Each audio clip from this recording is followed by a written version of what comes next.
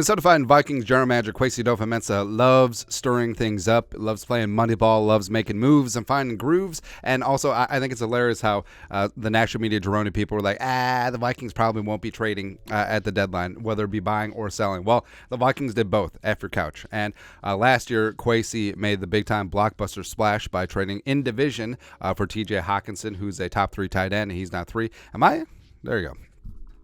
I was randomly off to the side. Anyways, and then also extending him, the only real long-term extension that Kwesi's done as general manager.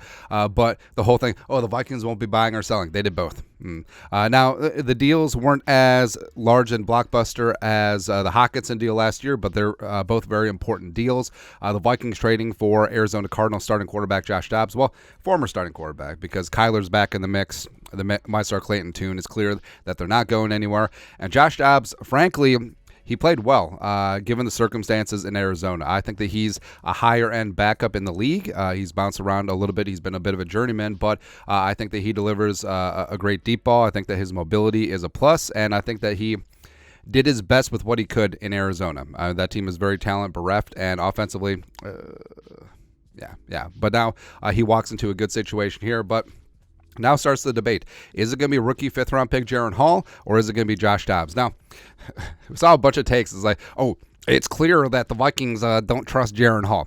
That's such a moronic take because, first off, so the Vikings basically got Josh Dobbs for nothing. They sent a 6th-round pick for Dobbs and a 7th-round pick, so that's nothing, nada.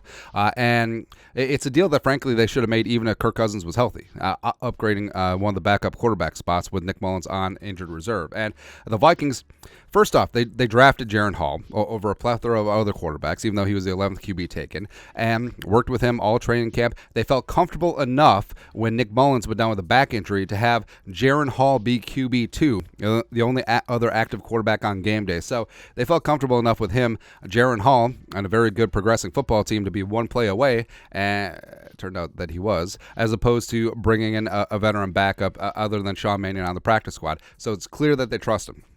It's clear that plan number 1 is Jiren Hall just balling the F out, right? But I feel like Dobbs was just too much. He was too much value to pick up. And I think it says a lot more of what could happen about Nick Mullins' back issue. Maybe it's a lot more serious than you think. Maybe he won't return off of injured reserve when he's eligible next week.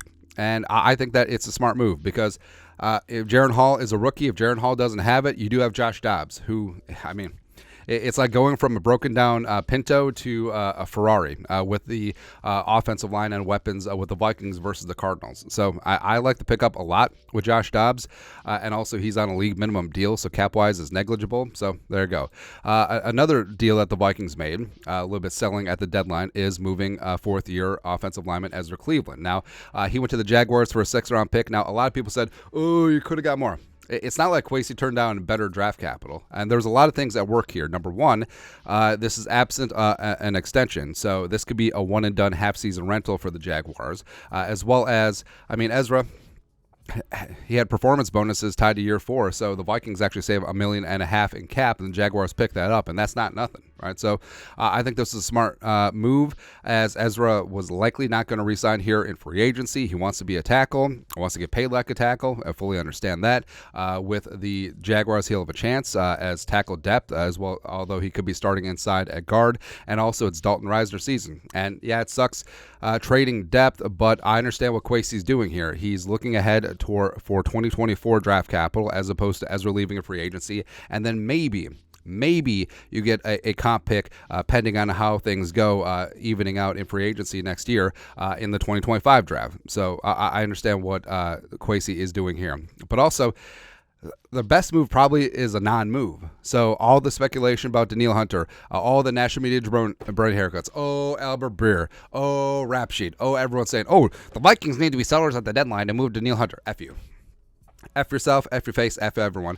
Keep Danielle, pay Danielle, and go from there, man. Because Kwesi knows the value of a talisman on the edge. Danielle Hunter is certainly that. He's proven he's one of the best edge rushers in the game, leading the league in sacks with 10. And the Vikings defense under Flores, they're getting after it. And a big reason why is Danielle Hunter. Now, other moves, kind of wish they would have gotten into the Chase Young sweepstakes. A 3rd-round pick for Chase Young, daddy legs.